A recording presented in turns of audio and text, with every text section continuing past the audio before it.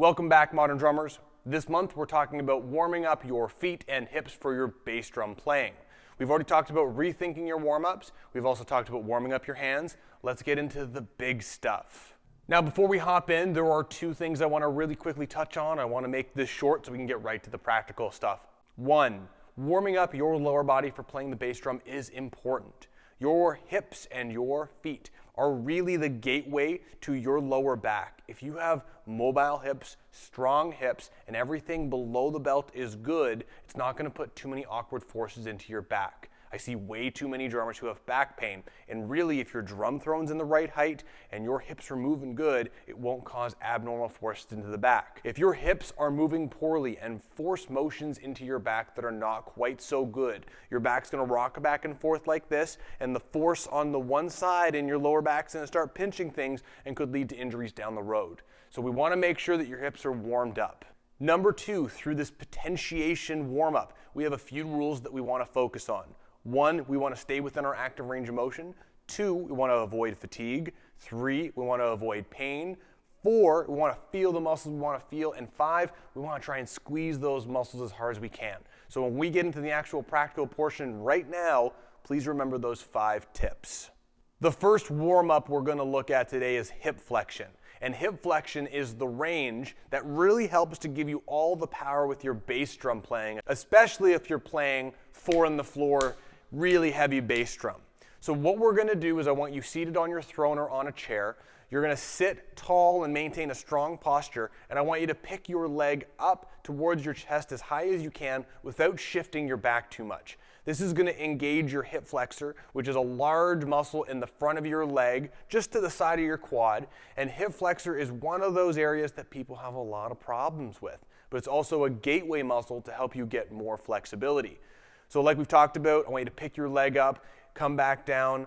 When you pick your leg up, hold it at the top for 3 seconds, really let it squeeze and come back down. And let's repeat that 5 times for the sake of this video. If you find that really hard, only do 3. If you find it too easy, do a few more.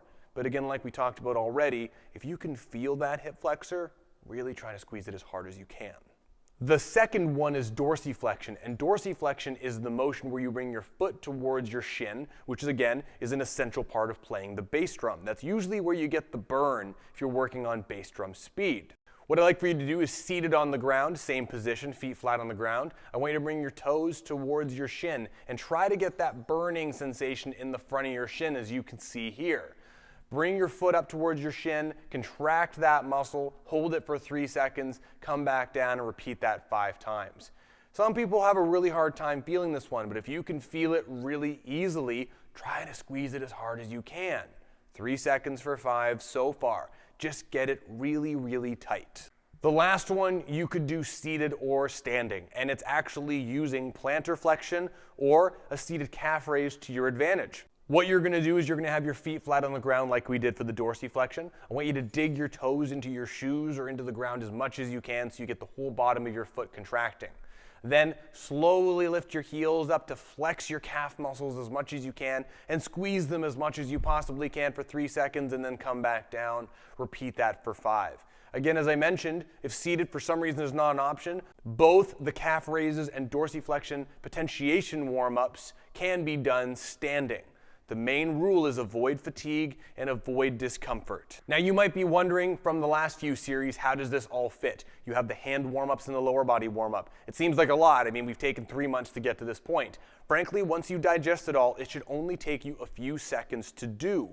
Really, this whole warm-up only takes me a couple minutes and I'm ready to go, and often if I'm at a gig, I'm doing it in the back room, I'm doing it at the bar, I am not doing it behind the drum set. But if I'm in this space and I'm gonna practice, like I'm about to do when I finish this video, I've already done it because it helps to prepare me, and then I can go play the drums without thinking about it. However, at the end of this series, we will be talking about a practical component of how you can take your body warm-up and then mix it with the kit. So after we talk about posture next month, we're going to talk about on-kit warm-ups if you'd like that too. All right, drummers, thank you so much for watching the series this month. I'm really excited to be talking to you guys about this. Engaging your muscles and helping your muscles contract better is the key to having a healthier body.